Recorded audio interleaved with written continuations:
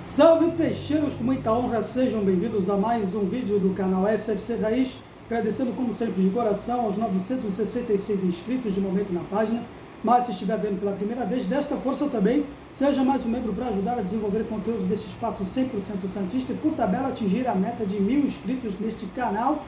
Eu vou falar de uma agradabilíssima vitória do Santos frente a um dos nossos rivais, o São Paulo, em pleno Morumbi.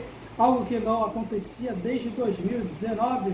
O Santos, hoje, com este resultado, goza de uma primeira colocação, não somente no seu grupo, como também na classificação geral. 19 pontos em 8 jogos. Um currículo nada do que se reclamar, muito pelo contrário, dito que a nossa fase hoje, a nossa meta de 2024, com 2023 ainda na cabeça, ainda tentando se recompor dos resquícios daquela tragédia da temporada passada. O Santos tem apenas 2 competições hoje neste ano, que seriam o Paulistão e o Campeonato Brasileiro da Série B. E hoje o Santos não tem nada do que dizer que estamos fazendo uma campanha ruim, ao contrário, até acima das expectativas, conforme o próprio treinador Fábio Carilli nos disse, que o nosso treinador está tendo muito trabalho para compor essa equipe, que mesmo com essa vantagem abismal que o Santos está apresentando no geral nessa competição, sobrando nessa competição, visto as limitações ainda físicas, certo momento, e táticas também de elenco desse time do Santos. Acho que a gente vai ficar feliz com a vitória, muito ótimo, 3 pontos na bagagem, fazendo valer, por exemplo, os memes clássicos em respeito do Carille, que 1-0 tá bom. O exemplo está muito bom mesmo, ganhando um clássico diante de um rival que está embaladíssimo aí com o título da Copa do Brasil, embaladíssimo com o título de uma Supercopa frente ao rival Palmeiras, outro adversário também, que é uma das referências hoje no futebol nacional. E o Santos hoje, em termos de clássicos, até o presente momento, está ótimo, um saldo favorável. 2 vitórias e apenas uma derrota. Vitórias contra a Corinthians e agora contra o São Paulo, uma derrota frente ao Palmeiras. E que na próxima fase, esses 19 pontos podem fazer muita diferença, porque pode ser um recurso na qual um time com a melhor campanha na primeira fase pode ter o direito de jogar as partidas decisivas na Vila Belmiro, inclusive com os mesmos rivais nas fases futuras, caso o Santos passar, por exemplo, nas oitavas e nas quartas de final. E, por exemplo, numa semifinal, uma meta nossa é, lógico, né? Garantir uma vaga numa Copa do Brasil, que acho que não vamos disputar esse ano, somente a nossa vizinha portuguesa santista, por exemplo. Bom, mas voltando aí, fala de repente deste jogo, o Santos hoje recompôs aí, teve que, por exemplo, um adversário com um físico melhor, com uma intensidade melhor, e que foi nítido que a superioridade física do São Paulo é maior que a do Santos, mas nós conseguimos compensar essa desvantagem física e também alguns fundamentos que ainda travam esse time do Santos, num jogo travadíssimo, e não foi só apenas pelas atuações da Edna, a juíza aí, que vou falar depois mais tarde, mas também pelas dificuldades que o Santos ainda apresenta, especialmente no que tange às saídas de bola. Há uma diferença nítida de uma equipe para outra que se viu hoje, mais uma vez, ainda também se vê nas outras partidas, é que o Santos apresenta uma dificuldade ainda de sair com a bola no pé. O problema é que nós não temos ainda uma referência para que, quando temos essa recomposição de bola, alguém para puxar a marcação do adversário, sair para um corredor, puxar um corredor pelo meio.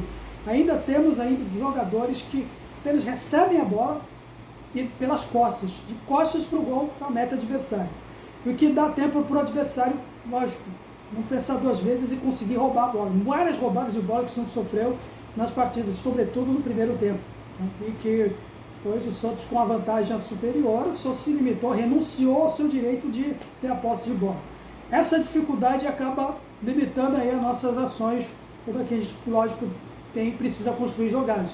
Quase nenhuma. O que realmente funcionou, a única que funcionou mesmo, foi uma jogada construída de bola no pé, mas com ritmo mais cadenciado que a do São Paulo.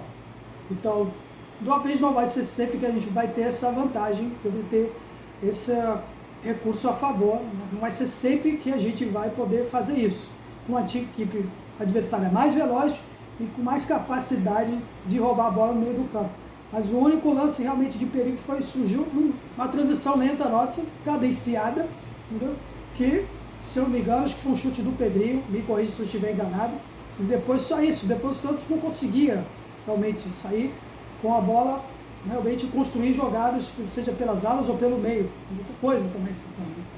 A ausência de uma meia de armação ainda é nítido, né, com a lesão do Juliano, com a ausência do Casares.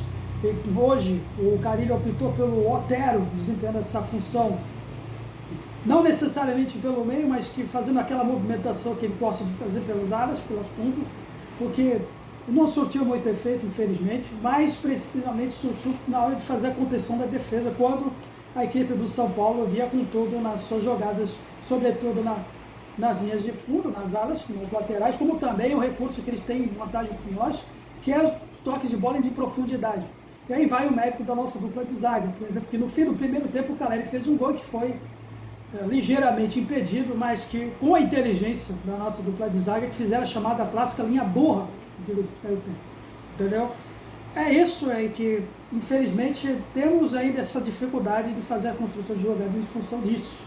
Faltamos essa construção, uma articulação, uma movimentação maior, quando a gente tenta sair dessa transição do meio do campo para o ataque, que ainda está travado, e ficou, acho que latente, um aspecto físico também, que, sobretudo das bolas aéreas, nas imposições. O Santos jogava com a terceira marcha, o São Paulo jogava na quarta. Então, especialmente, por exemplo, as bolas disputas de bolas de cabeça, em reposição de bola, a vantagem deles era maior. Também, o Adelão, por exemplo, ele sofreu um cartão amarelo, que é até merecido, quando chegou atrasado. Não me engano, acho que no Wellington Rato, se não me engano.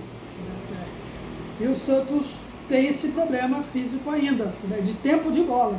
Esse tempo de bola que nos propiciou essa dificuldade, embora a gente está ainda se fazendo dessa contenção defensiva, que fez o João Paulo trabalhar pouco de novo. Eu vou falar isso também na questão dos individuais. E veio o lance do pênalti. Discutindo a respeito do se foi pênalti ou não. A Edna, como todos sabem, que todo torcedor santista nos últimos tempos deve se lembrar, é a mesma árbitra que contra o mesmo São Paulo deixou de dar não somente 2, conforme a contagem oficial da Federação Paulista, deixou de dar 3 oficiais. Então, eu já tenho o costume de dizer o seguinte: a Edna, muito obrigado, mas ainda está nos devendo 2 pênaltis. Ela quitou apenas uma parcela da dívida, e daquele estrago que ela nos proporcionou há 2 anos atrás, absurdamente, acabou sendo punida, vindo de uma punição antes, contra o mesmo São Paulo, nas peripécias dela, e acabou sendo colocada na geladeira depois, quando a nossa federação estadual admitiu 2, não admitiu uma, não 2, mas para todo santista que viu, que sofreu naquela ocasião, foram 3. Então, a Edna, mais uma vez, muito agradecido, mas ainda não está nos devendo 2 pelos estragos daqueles 2 anos atrás. Aquela ocasião, então, moralmente, esses lances aí acontecem quando uma equipe, então, teoricamente, tem esses recursos de superioridade, mas não foi tão superior assim como nós, porque eles também não conseguiram construir jogadas, e aí foi um mérito nosso também defensivamente. E o Morelos se apresentou para fazer o gol. Acho que é importante não ter apenas o Guilherme, que foi uma cena interessante com o Guilherme. Assim como aconteceu no gol contra o Guarani, ele chamou a esposa para bater, mas o Morelos foi lá e tirou a bola dele para fazer. Então, é bom, vai ser bom porque no aspecto decisivo, nas fases seguintes, a gente tem mais recursos também, se caso tivermos aí uma decisão de pênalti.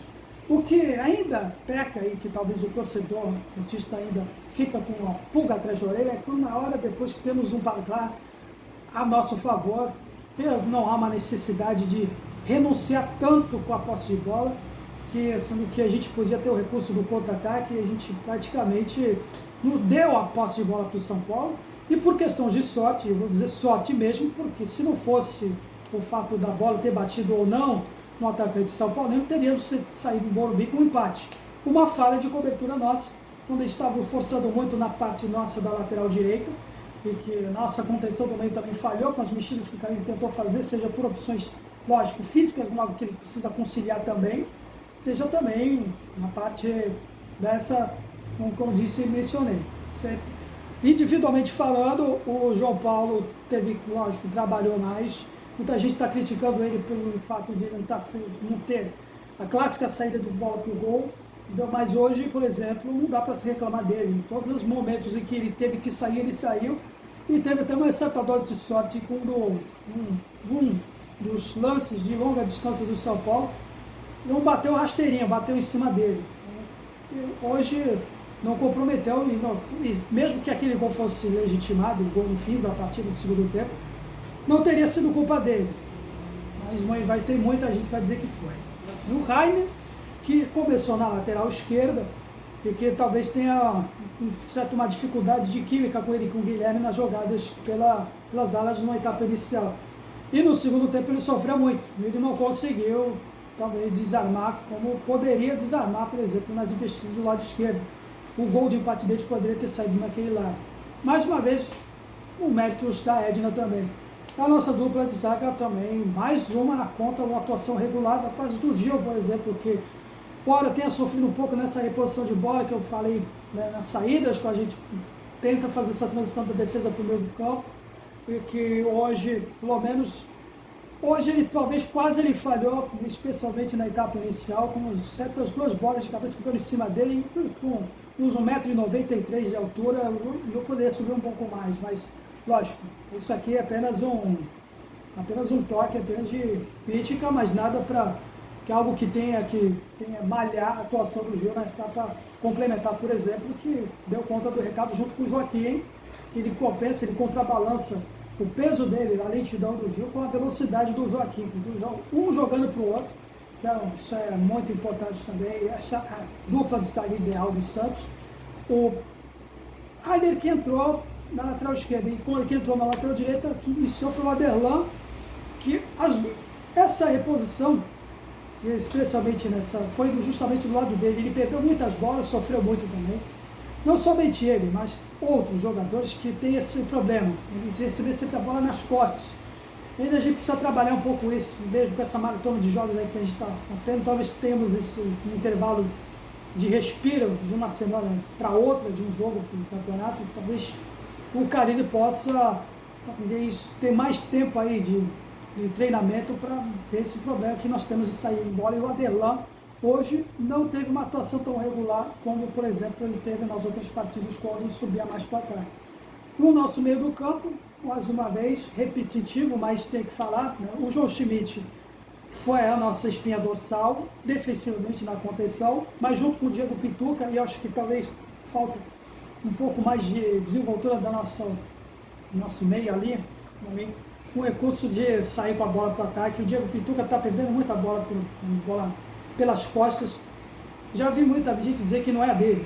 Ele realmente está demonstrando isso. Várias bolas que o Diego Pituca também sofre quando ele sempre recebe essa bola no meio do campo. O Otero, como já falei dele aqui, então vou pular para os nossos alas. O Pedrinho hoje tentou, mas não conseguiu, foi anulado. O Guilherme também foi anulado, não conseguiu fazer as mesmas atuações nos jogos anteriores. Então, o tempo de bola de todos, acho que está faltando esse time. Quando a gente enfrenta times agora de Série A, é ruim ter que falar isso, mas a gente está na Série B. Então, a diferença física pesou, especialmente no quesito nas alas.